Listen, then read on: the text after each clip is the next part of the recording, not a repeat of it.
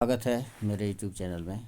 मैं हूं मुन्ना सर और आज आप लोगों को स्पोकन इंग्लिश की अगली कड़ी में पास्ट इंडेफिनिट टेंस बताने जा रहा हूं।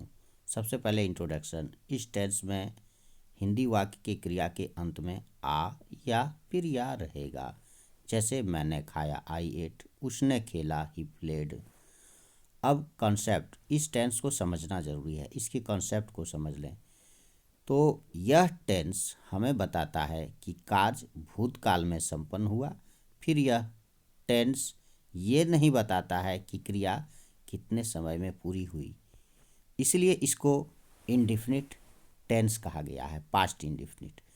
जैसे मैं गया, आई वेंट, मैंने पढ़ा, आई रीड, वह जाता था, ही यूज टू गो, मैं रहता था, आई लिव्ड। तो ये चारों वाक्यों से यह नहीं पता चल रहा है कि जाने का काम किस समय हुआ, कितने समय में हुआ, पढ़ने का काम कितने समय तक हुआ, किस समय तक हुआ। तो इसलिए ये इंडेफिनिट टेंस है। आगे इसका सेंटेंस स्ट्रक्चर देखें तो इसमें सबसे पहले सब्जेक्ट होगा, फिर वर्ब टू प्लस ऑब्जेक्ट और अदर वर्ब, क्रिया के दूसरे रूप का इस्तेमाल होता है। एग्जाम्पल देखने, जैसे आई एट ए मैंगो, मैंने आम खाया। ही रॉट ए लेटर, उसने पत्र लिखा। और फिर आप यहाँ देख सकते हैं सेंटेंस स्ट्रक्चर, अलग अलग सेंटेंस, सभी सेंटेंस का स्ट्रक्चर मैंने दिया है। जैसे sentence structure for positive sentence, तो पॉजिटिव सेंटेंस के लिए सेंटेंस स्ट्रक्चर कुछ इस प्रकार होगा, subject plus V two plus object और अदर वर्ड। जैसे I ate a mango, you ate a mango, we ate a mango, they ate a mango, they ate a mango, he ate a mango, she ate a mango, Ram ate a mango, the boys ate a mango, Ram and Shyam eight a mango. तो जितने भी वाक्य मैंने लिया है यहाँ देख सकते हैं, सब्जेक्ट के पर्सन और नंबर का क्रिया पर कोई असर नहीं पड़ा है, यानी कि हर सब्जेक्ट और हर नंबर में और हर पर्सन के साथ एक ही क्रिया भी टू यूज हुआ, यानी कि क्रिया भी टू का, यानी कि वर्ब के दूसरे रूप का सब्जेक्ट के वचन और जो है सो उसके जो है सो पर्सन पर कोई असर नहीं पड़ता है, कोई प्रभाव नहीं पड़ता है। टेंस में नंबर व पर्सन के साथ क्रिया का रूप नहीं बदलता है, ये मैंने लिख दिया है नोट में, इसे आप नोट कर लें। जैसे कि इस टेंस में नंबर व पर्सन के साथ क्रिया का रूप नहीं बदलता है। Sentence structure for negative sentence, अब नेगेटिव सेंटेंस के लिए सेंटेंस स्ट्रक्चर देखें तो नेगेटिव सेंटेंस में सब्जेक्ट प्लस डिड नॉट या डिडंट प्लस ऑब्जेक्ट होता है। आगे देखें,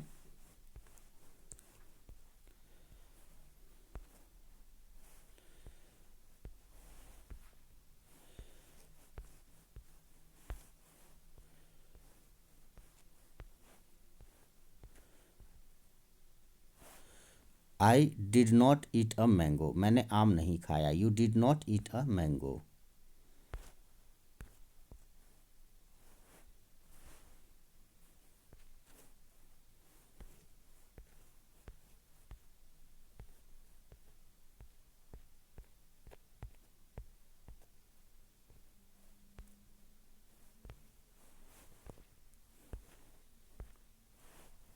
फिर आगे देखते हैं, we didn't eat a mango, they didn't eat a mango, he didn't eat a mango, she didn't eat a mango, Ram didn't eat a mango, the boys didn't eat a mango, Ram and Shyam didn't eat a mango. सब past tense में है, note आप करते जाएं। जैसे did not का short form है didn't, साथ ही डिड का एक बार प्रयोग होने पर उसके बाद क्रिया का मूल रूप अर्थात भी वन ही इस्तेमाल होगा। यानी कि कहने का मतलब, अगर क्रिया में एक बार डिड का प्रयोग कर चुके हैं तो उसके साथ आप फिर भी टू नहीं लगाएंगे, उसके बाद भी वन ही होता है। तो आगे मैंने यह भी दे दिया है, डू डज के साथ भी ऐसा ही होता है, यानी कि किसी भी सेंटेंस में एक बार अगर आप डू डज और डिड लगा देते हैं तो उसके बाद क्रिया का मूल रूप ही इस्तेमाल होता है। जैसे एग्जाम्पल देख लें, do plus V1, did plus V1, does plus V1। अब हम देखेंगे सेंटेंस स्ट्रक्चर, हाँ, for question sentence. Question sentence के लिए सेंटेंस स्ट्रक्चर क्या है?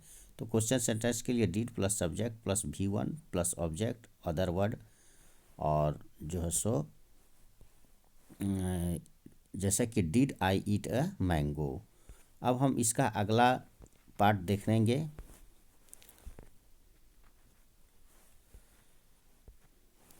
आगे कुछ सेंटेंस और मैंने लिया, जैसे did you eat a mango, did we eat a mango, question mark लगेगा, क्वेश्चन मार्क लगेंगे। Did they eat a mango, did he eat a mango, did she eat a mango, did Ram eat a mango, did the boys eat a mango, did Ram and Shyam eat a mango. तो a sentence always begins with a capital letter and ends with a full stop, question mark and mark of exclamations. तो यह चीज़ भी याद रखें कि कोई भी sentence हमेशा कैपिटल लेटर से शुरू होता है और हाँ, फुल स्टॉप, क्वेश्चन मार्क और मार्क्स ऑफ एक्सक्लेमेशन यानी कि विस्मयादि बोधक चिन्ह के साथ अंत होता है। Sentence structure for negative question. तो नेगेटिव क्वेश्चन में आप देख सकते हैं यहाँ पर, जैसे मैंने दिया है, थोड़ा सा मैं इसे बीच में कर देता हूँ। जैसे did plus subject plus not plus V1 plus object या अदर वर्ड, यानी कि डिड लगेगा, सब्जेक्ट होगा, उसके साथ नॉट लगेगा नेगेटिव क्वेश्चन के लिए। जैसे डिडंट, और फिर शॉर्ट में आप लिख सकते हैं didn't plus subject plus V1 plus object plus other word. यहाँ मैं एक चीज़ बता दूँ कि रिटर्न में आप डिड नॉट यूज कर सकते हैं, लेकिन स्पोकन में तो didn't short form he use होगा। स्पोकन में ज़्यादातर शॉर्ट फॉर्म ही यूज होता है। जैसे did I not eat a mango, didn't I eat a mango, did you eat a mango, didn't you eat a mango।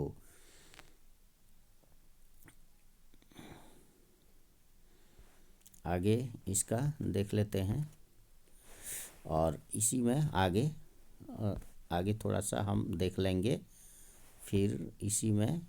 और फिर कहता did we not eat a mango, क्या हमने आम नहीं खाया? Didn't he eat a mango, क्या उसने आम नहीं खाया? Did they eat a, did you, did they not eat a mango, didn't they eat a mango, did he not eat a mango, didn't he eat a mango, did she not eat a mango, didn't she eat a mango, did Ram not eat a mango, didn't Ram eat a mango, did the boys not eat a mango, didn't the boys eat a mango, did Ram and Shyam not eat a mango, didn't Ram and Shyam not, didn't Ram and Shyam eat a mango। तो इस प्रकार से बनेंगे। Not कुछ दे दिया है मैंने, grammar rules इसको देख लें। A proper noun always begins with capital letter, proper noun हमेशा कैपिटल लेटर से शुरू होता है। प्रॉपर नाउन जैसे राम, श्याम, मोहन, दिल्ली, कलकत्ता, ये सब प्रॉपर नाउन है। तो कहीं भी यूज़ हो सेंटेंस के फर्स्ट में या लास्ट में या बीच में, वो कैपिटल लेटर से ही शुरू होगा। तो प्रॉपर नाउन हमेशा कैपिटल लेटर से शुरू होता है।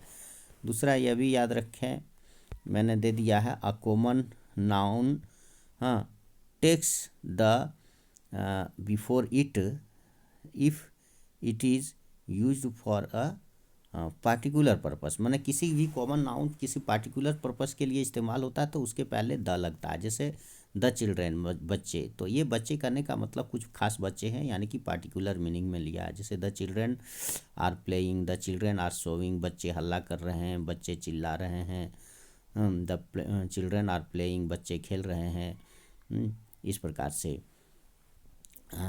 The cows are grazing on the field, गाय जो है सो मैदान में चर रही हैं। गायें, the cows are grazing in the field, गायें मैदान में चर रही हैं। इस प्रकार से कुछ वाक्य रहेंगे। तो यहाँ गाय और गाय करने का मतलब ये कॉमन नाउन में है और ये पार्टिकुलर मीनिंग में है। तो जब भी कॉमन नाउन पार्टिकुलर मीनिंग में यूज़ होता है तो उसके पहले द लगता है।